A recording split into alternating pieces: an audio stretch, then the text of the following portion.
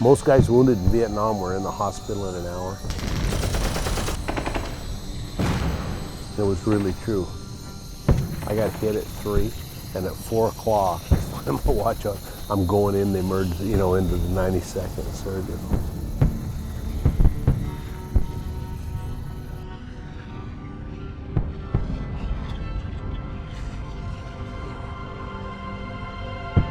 When I was a young man, all my uncles had served in World War II, my dad, and I sort of grew up with, not war stories, but about the military, and it was a big deal.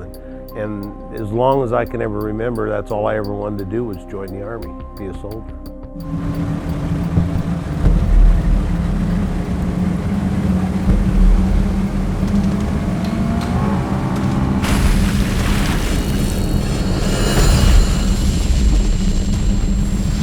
I didn't even finish high school. I was 17. My enlistment day is one day after my 17th birthday. And then I finished high school later. What year was that? 1963. So it was before Vietnam kicked off, really? Yes. Yeah, I was in Germany for 2 years in the 3rd Infantry Division before I went to Vietnam. When did you go to Vietnam? January '66. 1st Battalion of the 2nd Infantry in the 1st Infantry Division. And how long were you in Vietnam? I came back October 12th. Of 1966? Yes. Oh, wow. So, now, you got injured, right? yeah, I was wounded the 1st of October. No, we were out on a pretty standard, what we called road clearing, once a month to get our supplies from Saigon. I was at a place called Phuc Vinh. It was about 50 clicks from Saigon. We literally lined the whole division up down both sides of the road and, guarded against bombs. And we didn't call them IEDs, we just called them booby traps. I cleared tunnels and did demo and stuff like that. I was in the headquarters company in what we called a recon platoon then. And we were called to blow some bunkers. And when we got there, we walked into a shitstorm, and there were some people still occupying the bunkers. They took exception to us, and then they blew a mine under us.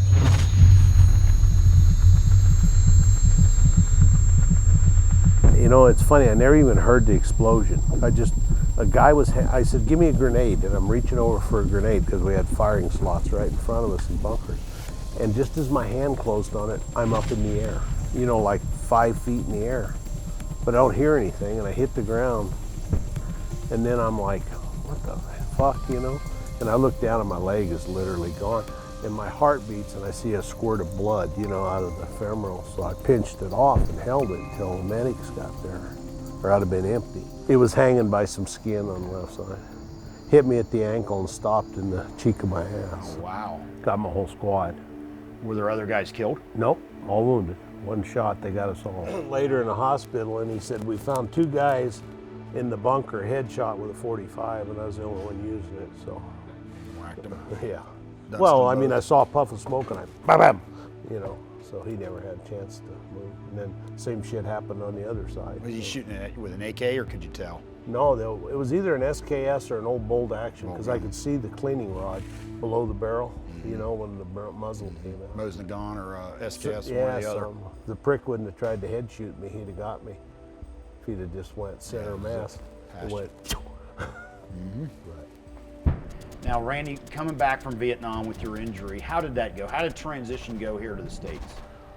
Not as bad as really the guys coming back. After I got out, I don't know, it wasn't the same where they met the guys at the airport and called them baby killers and all that. And you got to remember, I came back in '66.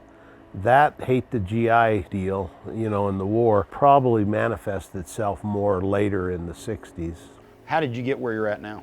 I got a phone call from the VA and asked me if I was interested in a vocational rehabilitation program, and I went to work at a place, truck dealership, doing warranty claims in the service department and service writer.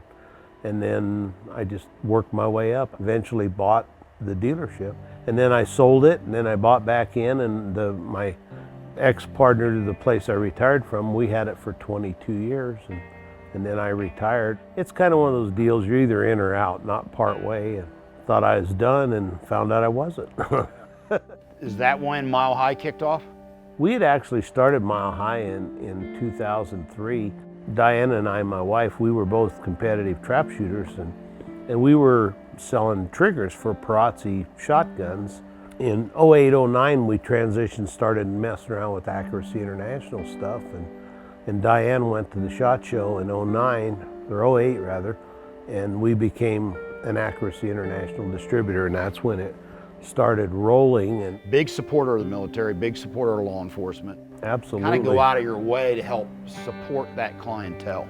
Always, but we give military discounts, law enforcement discounts.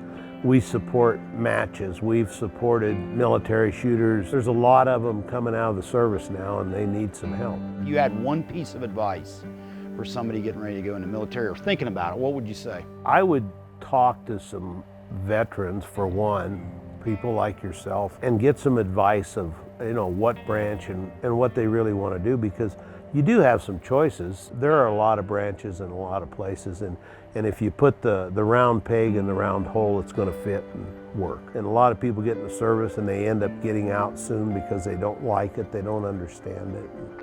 And it's a different life. You either like it or you don't. I don't know that you can make yourself like it. Well, thanks for being a friend of mine, and thanks for your service. Appreciate it. Thank you for your service, buddy. Thank you.